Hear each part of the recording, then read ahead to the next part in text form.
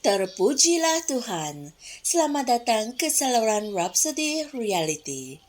Di sini kami berkongsikan ajaran, nasihat, dan bimbingan daripada firman Tuhan yang pastinya akan memberkati kehidupan seharian kalian. Amin. Hari ini kita akan mendengarkan satu perkongsian firman Tuhan daripada Pastor Chris yang bertajuk Sentiasalah berdoa di dalam Roh. Haleluya. Mari kita sama-sama renungkan. Ayat Injil pembukaan pada hari ini dipetik dari Efesus 6 ayat 18 yang berkata, dalam segala doa dan permohonan, berdoalah setiap waktu di dalam Roh, dan berjaga-jagalah di dalam doamu itu dengan permohonan yang tak putus-putusnya untuk segala orang kudus. Puji Tuhan. Berdoa setiap waktu bermakna untuk sentiasa berkomunikasi dan bersekutu. Ianya sesuatu yang berterusan. Puji Tuhan. Itulah yang Tuhan suruh kita lakukan. Dia mau kita bersekutu dengannya sepanjang masa. Haleluya. Ia merupakan suatu komunikasi kepintaran rohani yang berterusan, di mana maklumat diberikan kepada kita secara berterusan, agar kita mempunyai kelebihan. Haleluya. Ayat Injil pembukaan kita dalam Alkitab versi The Amplified berbunyi, berdoalah pada setiap masa, pada setiap kesempatan, pada setiap musim di dalam Roh, dengan segala jenis doa dan permohonan. Haleluya. Oleh itu, berdoa di dalam Roh menyertai segala jenis doa yang lain. Sama ada doa iman, doa syafaat, apa jua jenis doa itu, berdoa di dalam Roh harus menjadi sebahagian daripadanya. Haleluya.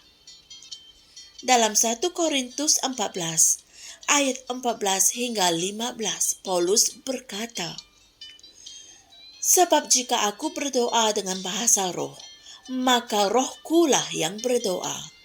Tetapi akal budiku tidak turut berdoa.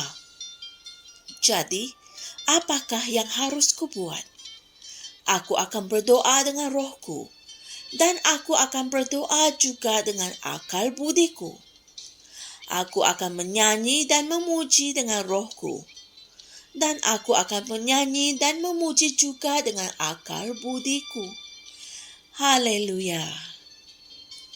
Ini menunjukkan bahwa berdoa di dalam Roh patut diberi keutamaan. Amin.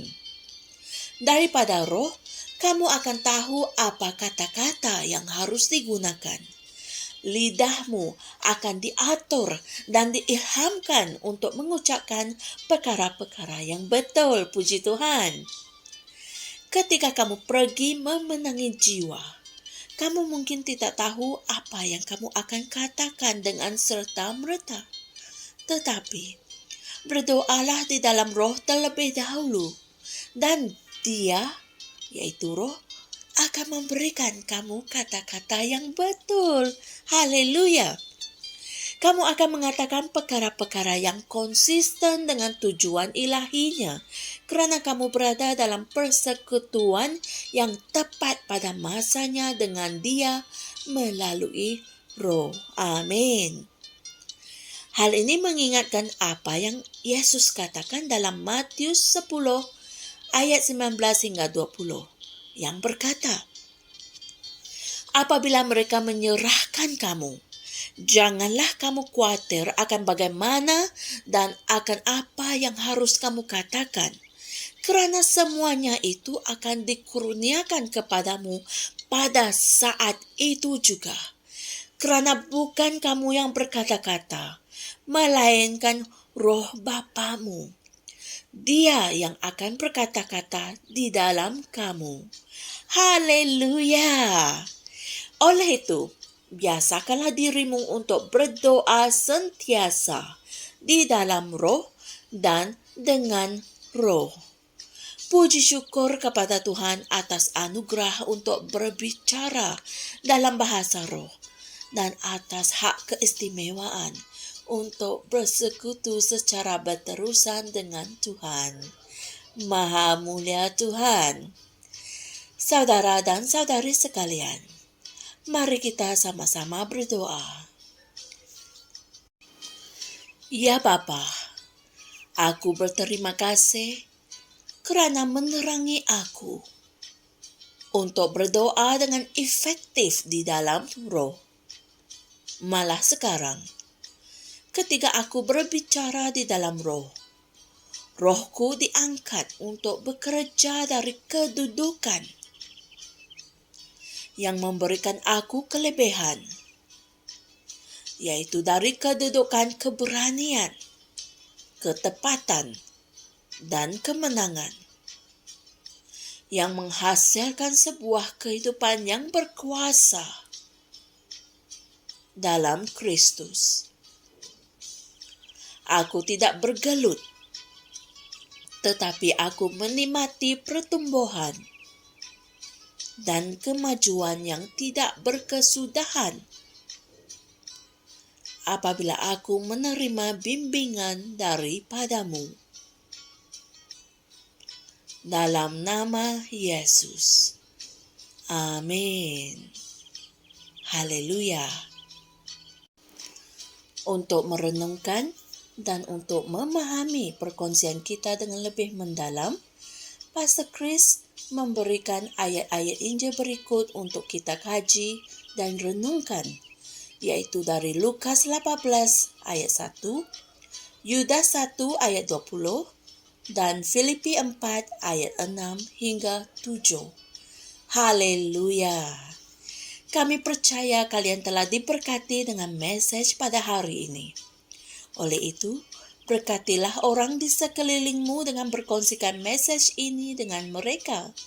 Kalian juga boleh dapatkan satu salinan buku kebaktian ini secara percuma dengan menekan link yang diberikan di ruangan bawah video ini. Sebarang pertanyaan, kalian boleh email kami atau message kami di Facebook atau Instagram account kami.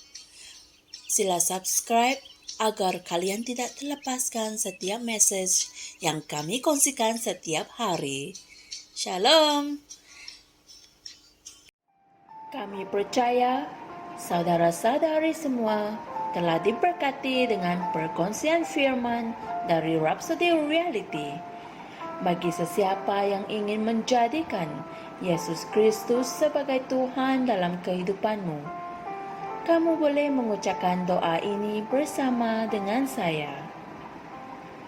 Ya Tuhan Allah, aku mempercayai Yesus Kristus, Anak Allah yang hidup dengan sepenuh hatiku. Aku percaya Dia telah mati untukku, dan Allah telah membangkitkan Dia dari kematian.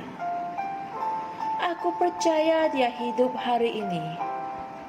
Aku mengaku dengan mulutku bahawa Yesus Kristus adalah Tuhan dalam hidupku mulai dari hari ini. Melalui Dia dan di dalam nama-Nya, aku mempunyai kehidupan yang kekal. Aku telah dilahirkan semula. Terima kasih Allah kerana menyelamatkan jiwaku. Aku sekarang adalah anak Allah. Haleluya. Tahniah, sekarang kamu telah menjadi anak Allah. Untuk apa-apa sebarang pertanyaan atau untuk mendapatkan lebih banyak maklumat mengenai bagaimana untuk bertumbuh sebagai seorang Kristian, anda semua boleh hantar message di akaun Facebook kami atau email kami di tni.msia@gmail.com. Sekali lagi, tni.msia@gmail.com. Tuhan berkati Anda semua.